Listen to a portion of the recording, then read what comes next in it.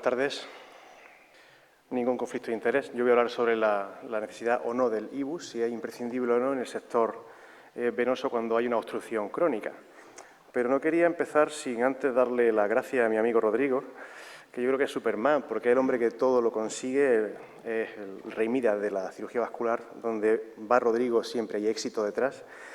Y el agradecimiento es por la amistad, por el apoyo que nos hace también al capítulo de cirugía endovascular y porque ha llevado el CEFID a un punto como hacía tiempo que no estaba, ¿no?, de prestigio, ¿no? Entonces, lo felicito y le doy las gracias.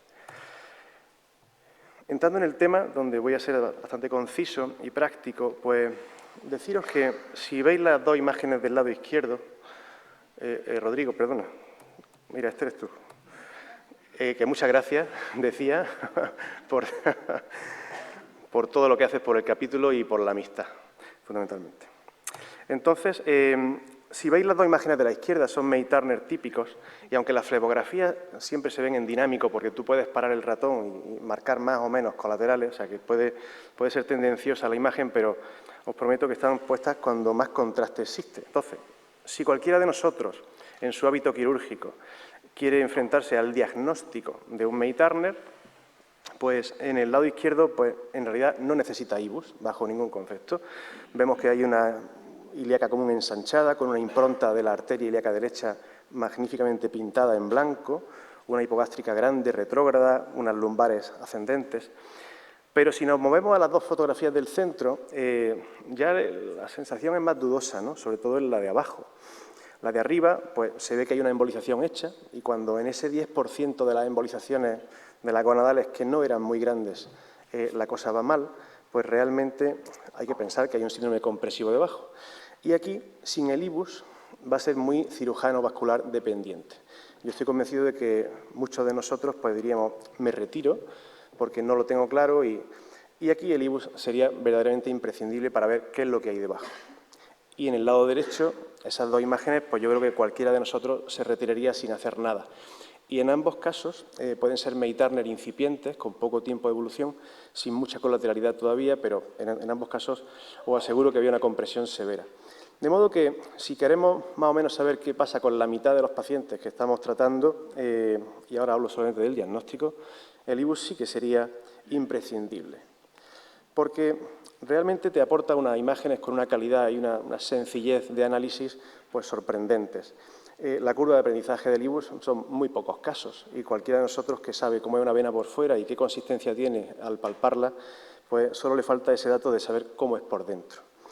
De modo que podríamos decir que para el diagnóstico el IBUS es casi imprescindible. Y hablo solamente de May-Turner porque realmente en un postrombótico no hay nada que diagnosticar. El IBUS ahí no nos sirve. Está todo cerrado, una flebografía ya lo saben, ¿no? Por eso, en este caso, en el diagnóstico del May-Turner sí que es casi imprescindible. Porque cuando cualquiera de nosotros ve esta imagen de un May-Turner típico y dice, pues mira, yo veo la impronta, o sea que ahí se marca la arteria, pues un poco más arriba, pues le pongo el stent. Y luego, pues, mido con el pigtail, como hacíamos con la aorta antiguamente, ¿no? O sea, pigtail, baja un papel, cuántos centímetros, cuántos milímetros, y los sobredimensiones, pues, como dicen, 20%, ¿no? Pero, en realidad, cuando vemos una flebografía, lo que no podemos imaginar, o quizás sí, es que le estamos viendo solamente el diámetro mayor. Y os imagináis lo que es meterle a una elipse, porque las venas, con todo el peso abdominal, cambian totalmente de morfología, no son como las arterias redondas y potentes, ¿no? Entonces, esas venas medio aplastadas, tú en la flebografía, 2 dimensiones, la ves con el diámetro mayor. Y si tú a ese diámetro mayor le metes un 20%, estás reventando la vena. Y eso genera muy malos resultados. De modo que el IBUS aquí es muy importante. Y ya de forma anecdótica deciros que no solamente son elipsoides las venas, sino que tienen, e incluso en el mismo paciente, cuando el May-Turner, porque siempre hay dos compresiones, cuando la vena sube y toca columna, siempre se comprime. Y luego termina de comprimirse bajo la arteria ilíaca derecha. De modo que ahí se comporta de una forma muy extraña. Y podemos ver venas que tienen esa forma como de una pirámide aplastada. Siempre las dos flechas señalan el punto donde está la cabeza del IBUS y la imagen abajo. Pues aquí pues, vemos una vena con forma de trapecio escaleno, una pirámide medio aplastada, con forma de pera. Esto es frecuentísimo. En la cava es frecuentísimo ver que ni siquiera es una elipse homogénea, ¿no? Entonces, en pantalla, con la flebo, en realidad no sabemos lo que estamos viendo. De modo que hay que prevenir de no tratar May-Turner en este tipo de casos si no tenemos el IBUS, porque podemos equivocarnos. O la montera de un torero. Fijaros que esto también es bastante frecuente.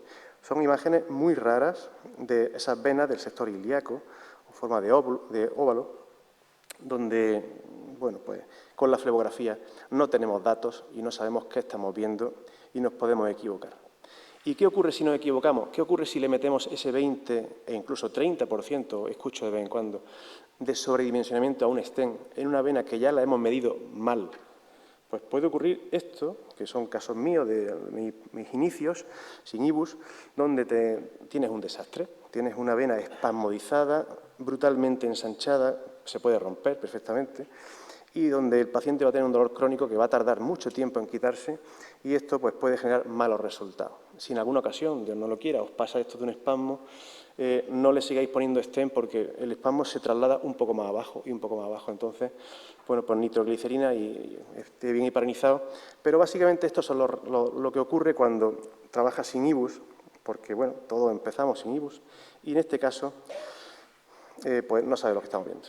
Por ejemplo, May-Turners atípicos, que son bastante frecuentes, pues en este vídeo estamos viendo cómo hay un loop de la arteria ilíaca que va y viene sobre la vena y la comprime. O fijaros en este lado de la pantalla, con una imagen absolutamente pues, anómala. Entonces, bueno, si sabemos que con la flebografía no sabemos qué estamos viendo, pues con prudencia es mejor actuar.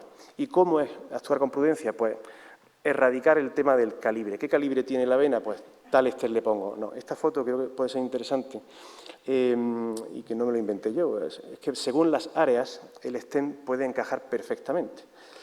¿Y dónde está nuestro margen de decisión? Pues en los límites. De modo que con esta regla podéis poner un stent con muchísima confianza y en los límites pues ya decidís. De modo que siguiendo con nuestro índice, pues en cuanto a la elección correcta del diámetro o calibre del stent, el IBUS sí que sería imprescindible.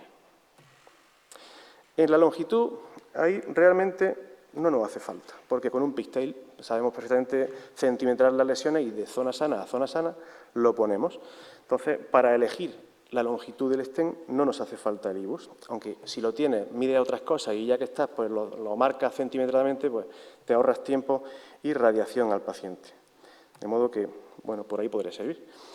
En cuanto a posicionamiento del stent, bueno, pues antes eran implantes artísticos y nuestro anestesista pues intentaba ahí pues, dibujar pues, más arriba, más abajo y era algo pues, más folclórico, ¿no? No sabía de dónde a dónde y te podías equivocar. Pero hay una técnica sencillita, si no tenéis IBUS, es hacerle una arteriografía por la femoral derecha, de modo que se pinta perfectamente dónde se cruzan y un poco más allá le ponéis el stent. Y esto pues tampoco es tan traumático. Y así, pues sin IBUS, pues podéis ponerlo en condiciones. En cuanto a un postrombótico, bueno, pues si no queremos enjaular la vena femoral profunda, pues inflamos un balón grande, un atlas, en los stents, antes de poner el último, metemos contraste fuerte y se marca, como no puede subir, se marca toda la rama y pintamos la femoral profunda en pantalla si no tenemos el IBUS, que con el IBUS es más fácil verlo. O en las suprahepáticas, cuando recanalizamos cavas completas, las suprahepáticas se ven mal con la flebo, se marcan ahí tenuemente y con el IBUS pues es más fácil. Y aquí pues tenemos a mi compañera Marisa pintándola en pantalla. De modo que vamos con más seguridad. O sea, en el posicionamiento del stent podríamos decir que es prescindible, realmente no es una exigencia. Y en cuanto al control de la calidad, porque yo creo que esto es lo más importante de lo que podemos hacer, ¿no? Esto es una cava también reconstruida con mucha colateralidad extraña y algo tiene que estar mal. Efectivamente, metes el IBUS y ves cómo han quedado los stents, veis cómo está aplastado. Eso hay que redilatarlo, porque si no, tú en pantalla no vas a ver nada más que todo va bien por dentro y también hay colaterales y no sabes qué pasa y es imposible. Puedes hacer, terminas la cirugía, pides un TAC y días más tarde lo vuelves a meter, pero oye, si le ahorramos todo eso al paciente y las radiaciones del TAC y tienes con el IBU la oportunidad de ver dónde está eso con una estenosis muy, muy potente, pues lo tratas sobre la marcha. Y yo creo que en un May-Turner normal, vemos el control después de poner nuestro stent y vemos si se queda redondito, esférico, o si en el punto concreto de May-Turner está muy elipsoide la forma, porque eso hay que volver a dilatarlo. Y eso es imposible de verlo en la flebografía. De modo, salvo que hagamos una rotacional 3D, pero que tiene mucha radiación. Por tanto, y en la última parte ya, en el control de calidad, que yo creo que es lo más importante de lo que podemos hacer un tratamiento digno y sobre todo que esté bien hecho, el IBUS sí que sería imprescindible. Y, por tanto, aunque podríamos estar empatados entre si lo es o no lo es, yo creo que solamente con el último ítem de qué hemos hecho y si lo hemos hecho bien, pues sí que tendríamos que ir asumiendo que el IBUS, pues para la patología venosa obstructiva mayor, es imprescindible. Muchas gracias.